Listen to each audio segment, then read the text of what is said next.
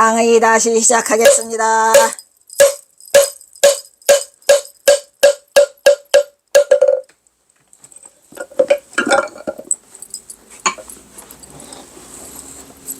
아까 지나갔었는데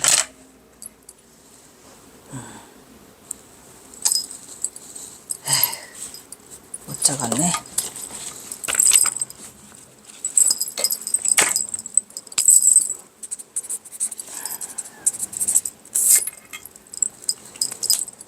이 강에 아까 보면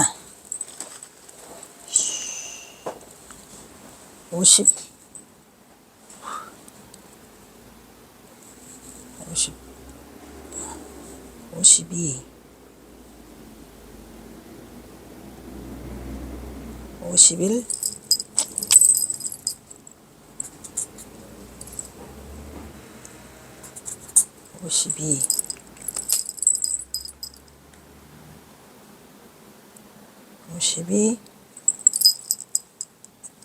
52 네. 1898년 경허선사의 소문을 듣고 드디어 범어사 주지 오성월 스님이 범어사 선언을 개설하기 위해서 초대를 했어요. 경허선사를. 그때 이제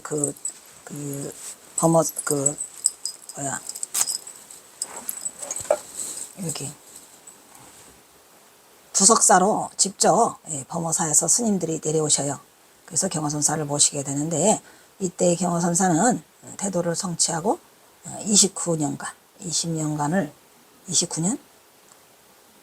20년간이지. 이것도 잘못 썼네. 동그라미가 잘못된 것 같아. 여기 20여 년. 20여 년간을 호소에서 지냈죠. 그죠? 그래서 중생을 교화하고, 왜냐면 1898년이니까 1879년에 경허선사가 대도를 이루시잖아요. 79년에 대도를 이루셨는데 98년이니까 20년 동안 묻혀 있어요. 그냥 제야에. 제야에 묻혀 있다가 드디어 1898년 5월에 범어사 주지 오성월 주지로 초청을 받아가지고 거기에서 이제 이동을 하죠. 대이동이죠. 민족의 대이동처럼 경허선사가 드디어 움직이기 시작해요. 그래서 20여 년간을 호소해서 중생을 교화하고 목룡가풍, 이 목룡가풍이라는 게 뭐죠? 어린 용들을 키우는 거죠. 목룡장. 제자들을 기르던 경허에게 천우신조가 왔어요. 한국 불교 증흥을 위한 도화선이 드디어 불을 지폈어.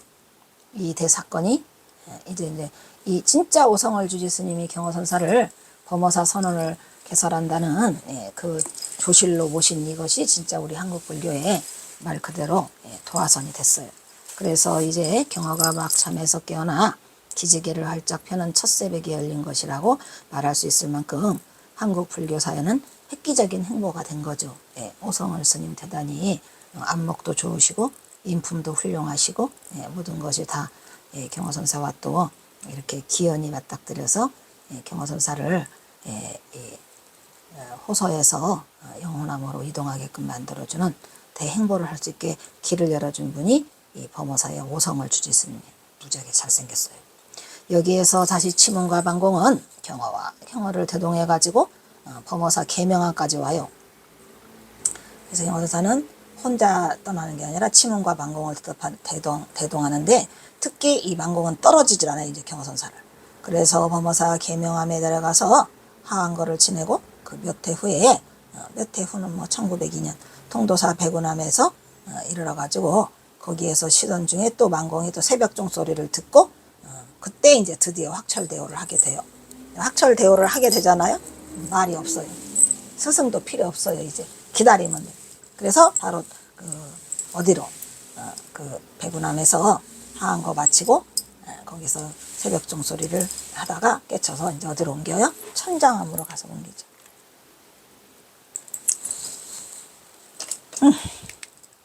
이처럼 만공의 오도는 우연이 아닌 필연으로 만들어진 거고, 1898년 5월 서산 부석사에서 지내던 중 부산의 동네 범어사 계명암 선언으로부터, 계명암 선언이 아니고 원래는 보광 선언이라 해가지고 그 범어사 원철과 또 개명하면서도 바로 선언을 개설해요. 같이 동시에 성월의 초청을 받고 경어와 침은 등 원행하는 데 따라 나섰다가 그곳 선언에서 하한 거를 바치고 계속 안 가요.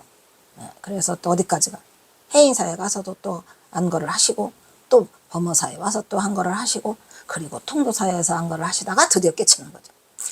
스승과 헤어져 통도사 백운함으로 이게 안거를 마치고 말 그대로 뭐하는 중이었어요.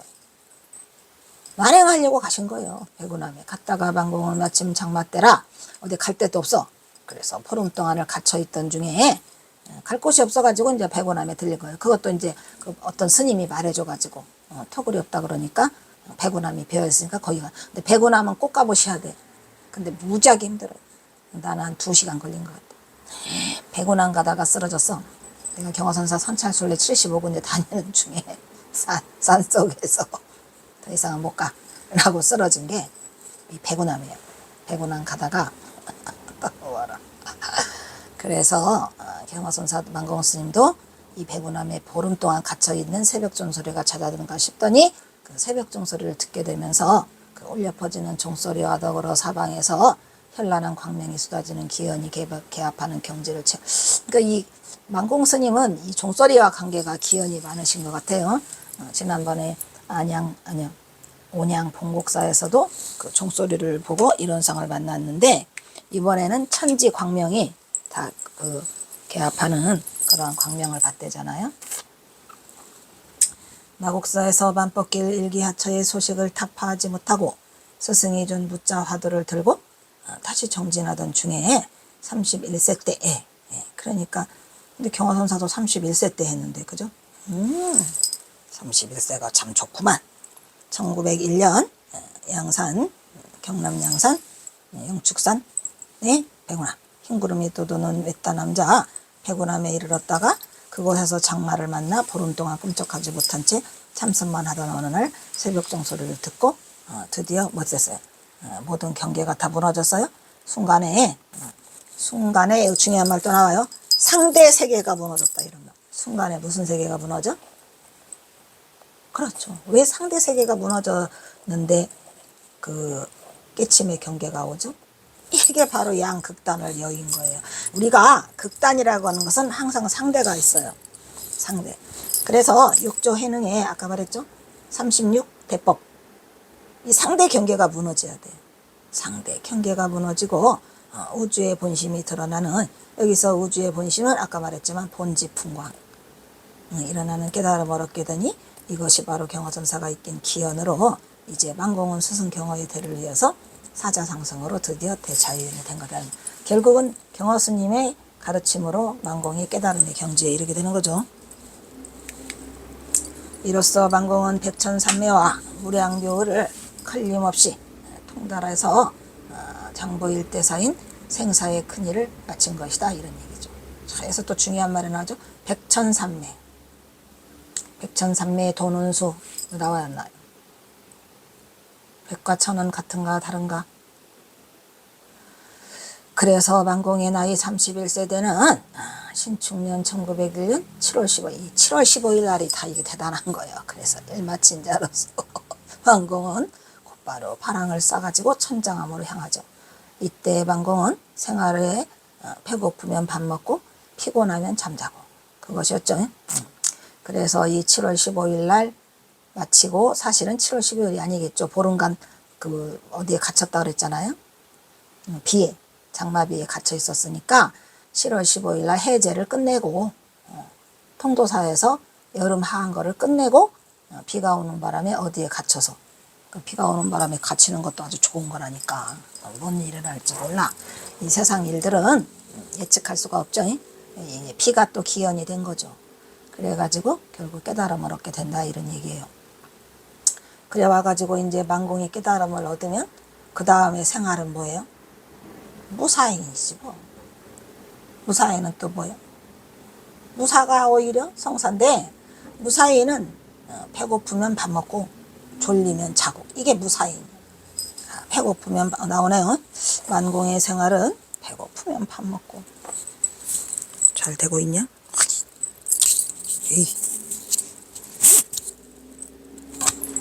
배고프면 밥 먹고 피곤하면 잠자고 끝. 근데 만공은 천장암으로 건너온 뒤에 제일 먼저 한 일이 천장암 전체를 다 소지해 청소해 깨끗이 닦거나 도량을. 이것은 경어가 동학사에서 우무비 공처의 소식을 타파하고 어디로 갈까 갈 곳이 없어서 조실방에서 뒹굴뒹굴 둥글었죠. 그러면서 배고프면 밥 먹고 졸리면 자고를 해가지고 만화 강백한테 혼나죠. 그래서 이제 만공은 천장암으로 본향으로 돌아왔어요. 천장암이 본향이죠. 그러니까 거기서 누구만 기다리면 돼? 경어 스님만 기다리면 돼. 스승만 기다리면 돼. 왜? 끝났어. 일이 끝났어. 일 마친 사람. 무사인이 세다 그랬어? 료사인이 세다 그랬어요? 료사인이 세다 그랬죠? 무사인과 료사인. 무사인은 왜 무사인과 료사인 중에서 료사인이 더 세다 그랬어요? 무사인은 오히려 일 없음이 오히려 일이기 때문에 일이 남아있어요. 료사인은 마쳤다니까 끝. 그래서 엄밀히 말하면 무사인과 료사인은 다르죠. 그래서 이렇게 된 거고, 그 다음에 이제 새로 하나 넘어가요. 53화.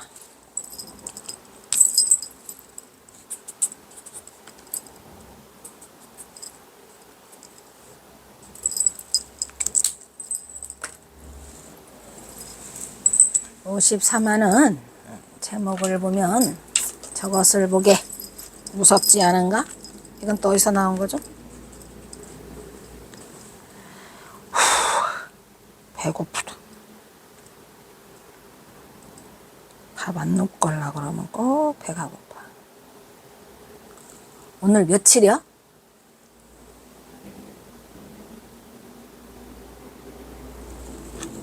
오늘 28일이야?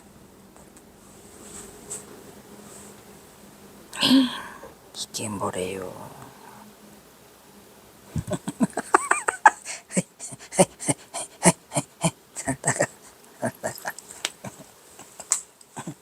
그러니까 오늘 추석 전날이라는 얘기지? 아니?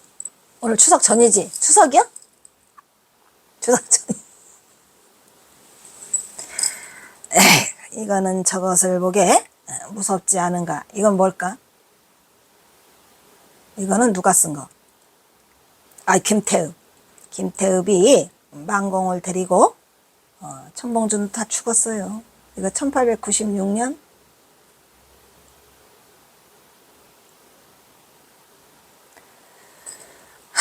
그러고 보니까 1895년인 것 같기도 하고, 왜냐면은 이 천봉준 이 만공을 데리고 어디를 지나다가 전주를 지나다가 동학꾼들을 만나게 돼요. 그래서 이제 이 이야기를 하고 있어요. 누구한테? 만공한테 해주는 거죠. 그런데 대사는 그 문도에게 평범한 말 속에서도 법을 가르쳐 주는 일이 많았지만은 혹은 어떤 말 없는 동작으로서 선지를 보인 일도 많았다. 이게 무슨 얘기예요? 경어선은, 그래서 우리가 경어선의 요체를 뭐라고 말해요?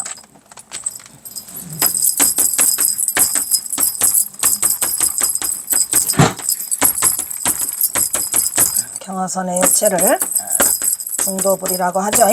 이게 중도부리가 뭐랬어요? 중도부리가 곧 생활선인데 실천하는 거죠. 실천.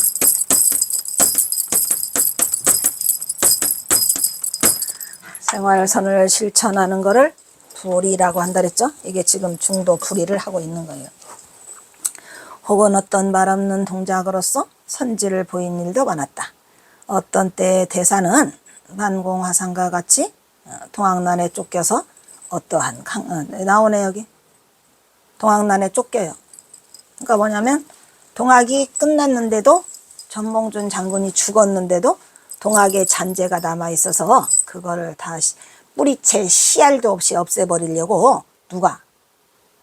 일본 놈들이, 이 썩을 놈의 일본 놈들이 그냥 씨알도 없이 죽이려고 동학군들을 쫓아요. 그래서 어떤 강안을 바라보다가 이 강안은 뭐랬죠?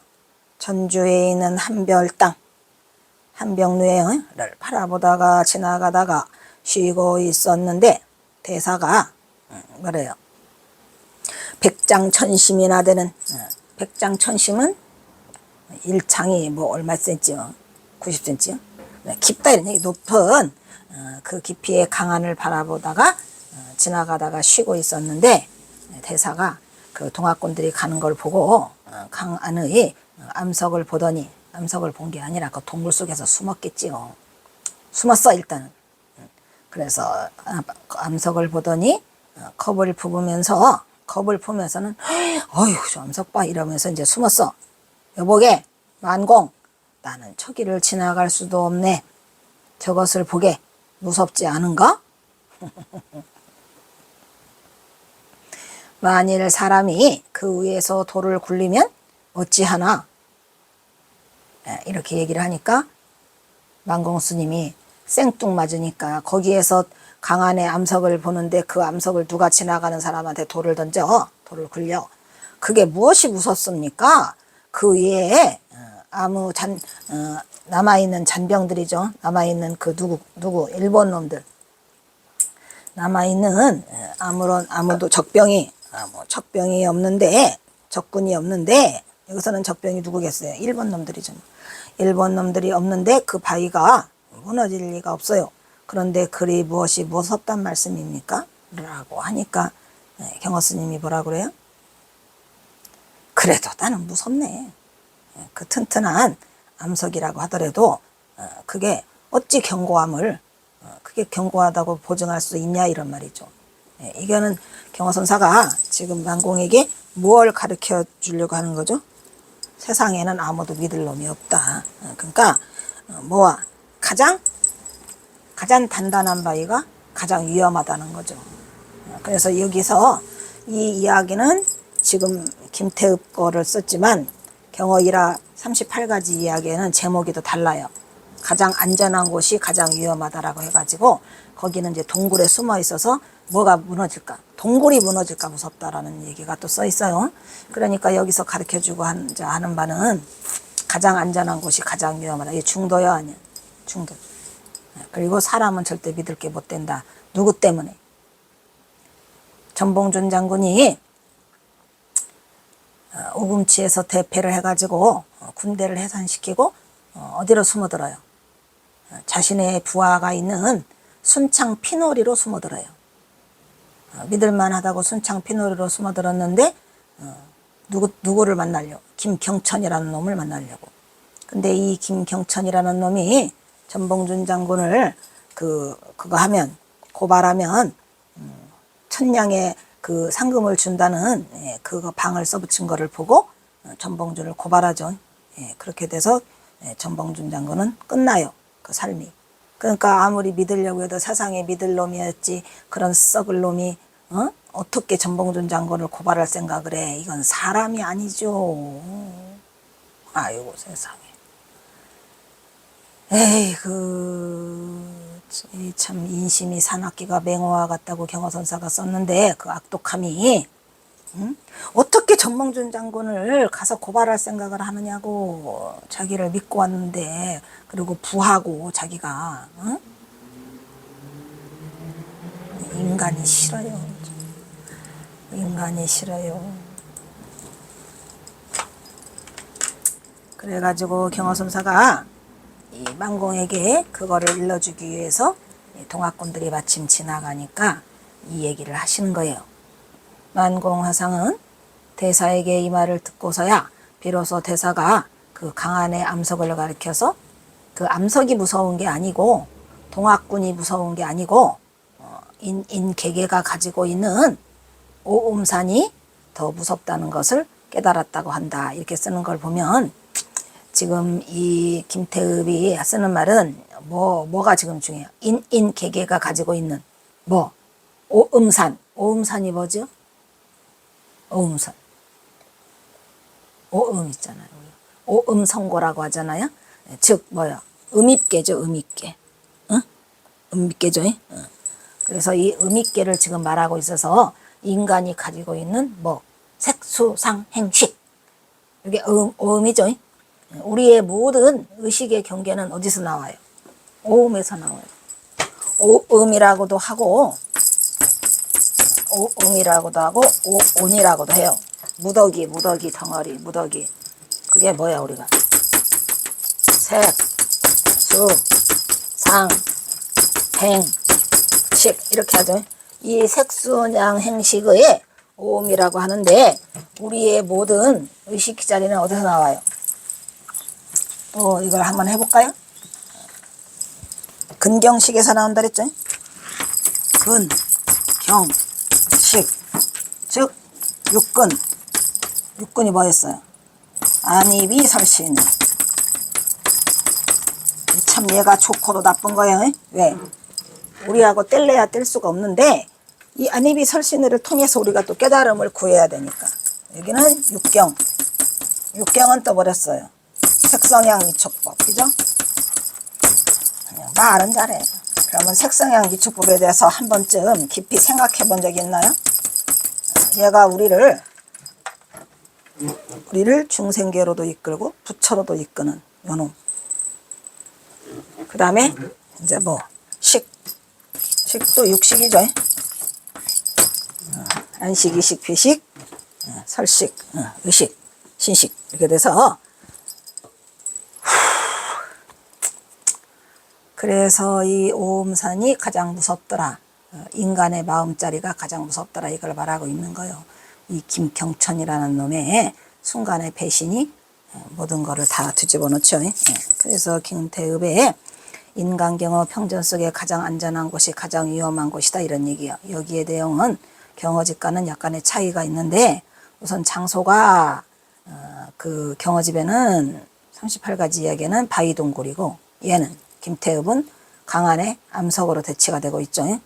그래서 하나는 동굴이 무서질까 두렵고 또 강안의 암석은 거기를 건너가려면 위에서 돌 던질까 무섭다 이런 말이에요. 누가? 적병이 돌 던질까 무섭다. 이렇게 지금 두 가지 내용으로 지금 세간에 떠돌고 있죠.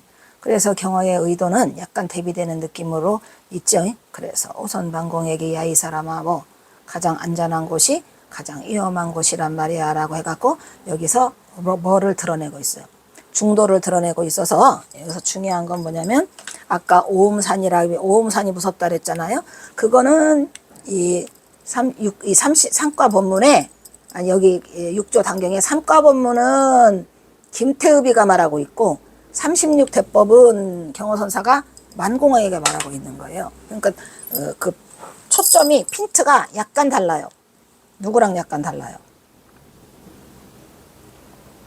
김태읍하고 경어선사가 약간 달라요. 그러니까 이제 김태읍의 의도는 오음산이라고 해서 삼과본문을 말을 했고 그 경어선사가 만공에게 한 그 경어집에 있는 가장 안전한 곳이 가장 위험한 곳이다라고 한 거는 이거는 36대법을 가지고 가리키고 있는 거예요. 두 가지가 다 6조 해능에 나와 있는 지금 뭐를 가리키는 중도의 자리를 가리키고 있죠. 그러나 태읍이 전달하는 의미는 여기서 태읍은 김태흡이에요. 만공은 인계획에 가지고 있는 오음산이 무섭다는 것을 깨달았다고 하는 것은 좀 다르죠. 그래서 여기는 삼가본문을 통해서 얘기를 하고 있는 거고 이 사람아 가장 안전한 곳이 가장 위험한 곳이다 라고 한 것은 중도를 드러내는 36대법을 가지고 하고 있어요. 그래서 여기서 다른 거 있는데 내가 보기로는 경어선사가 뭐 어떠한 상황에서 이 두 가지를 다 말하지 않았을까라는 생각이 드는 게 그 동굴은 이제 그 동굴 속에서 안전한 곳이 위험하다는 거 이거는 강변 이야기이기 때문에 의미가 다릅니다. 그래서 김태읍의 전하는 불수 자성 수연성으로 자성을 지키지 못해서 우리가 뭐예요? 인연 따라 성취한다 이런 얘기예요. 그러나 또한 그것은 경어선사의 참뜻은 아니고 경어선사가 전하고자 하는 건 중도불의를 전하고자 했다 이런 얘기죠.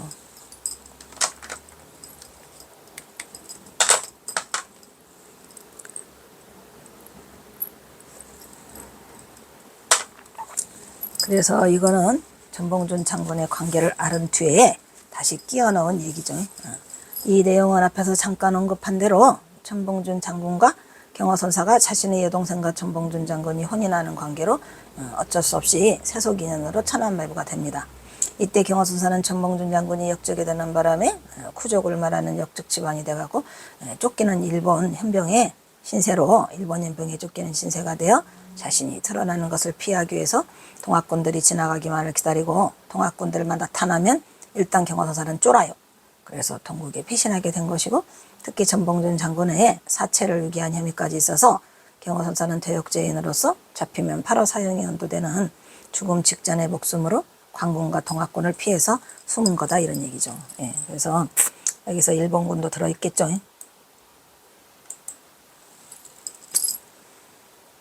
더운데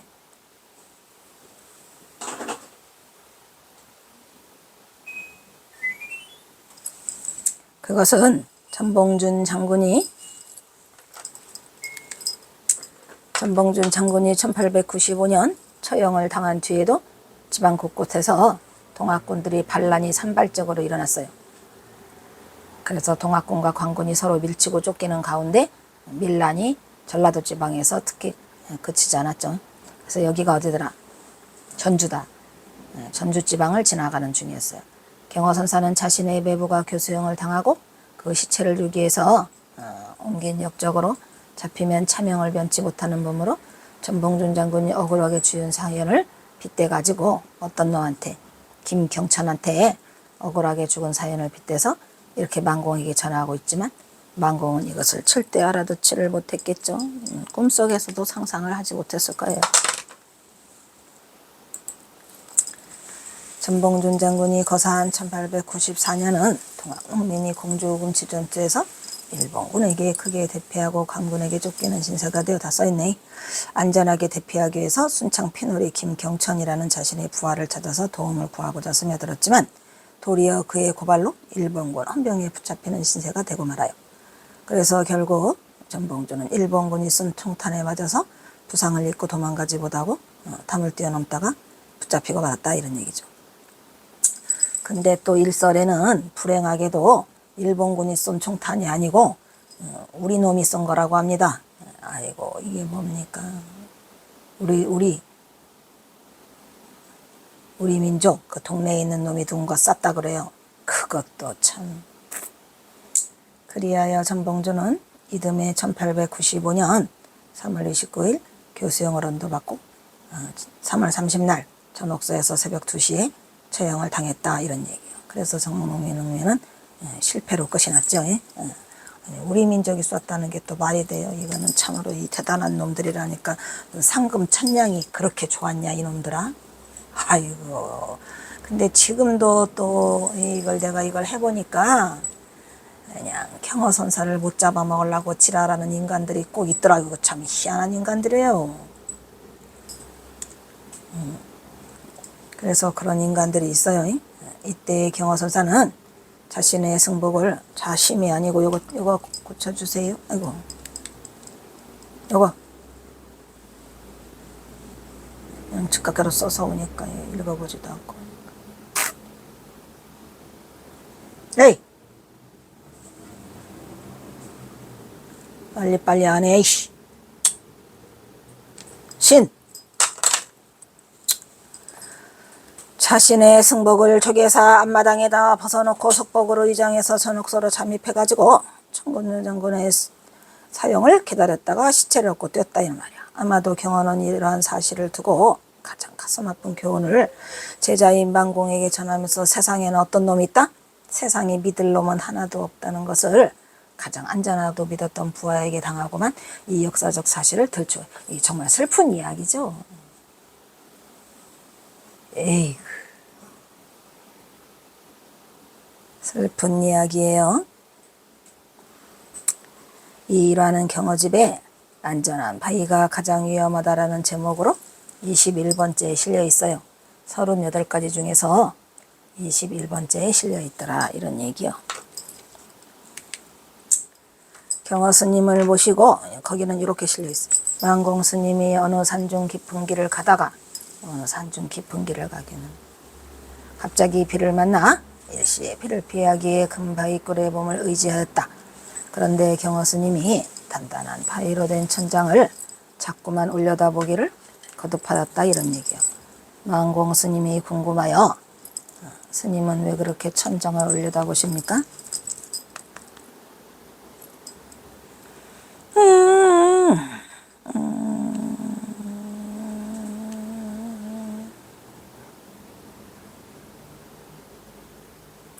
아주 추석이라고 뭔 인사들이 이렇게 많으실까요? 역시 추석이라고 인사가 한 바닥이야.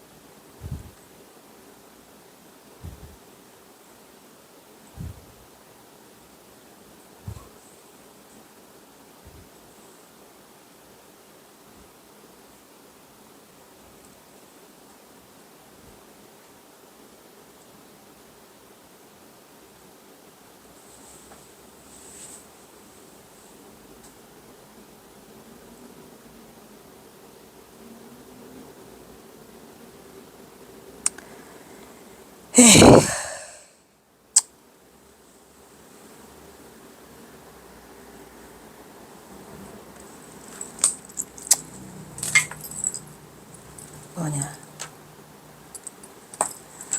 그래서 선장을 올려다 보십니까 하고 물으니까 스님 하시는 말씀이 이 바위가 혹시 내려앉을까 염려돼서 그러네. 아이고 스님, 만공 스님이 다시 묻기를 스님, 이 끄떡없는 바위가 내려앉을 리가 있겠습니까? 하매 경어 스님 말씀, 하이 사람아, 가장 안전한 곳이 가장 위험한 곳이란 말이야. 아이고 어떻게 하나 이거 참말로 하였다 이런 얘기요. 그래서 이런 얘기를 보고 우리는 어느 누구도 이게 천봉준과 관계된 이야기라는 거는 꿈속에서도 상상을 못하지요. 어쨌든 그렇지만 이 이야기 속에는 정확한 중도가 들어있어요. 우리가 그래서 경어선사가 전봉 항상 제자들에게 어떻게 중도부리의 실천을 생활 속에서 항상 하고 있다는 것을 알 수 있고, 또 그 중에서도 가장 많은 혜택을 받은 게 누구더라? 만공 스님이죠. 뭐. 이거 뽀뽀한 얘기도 일체유심조. 어쨌든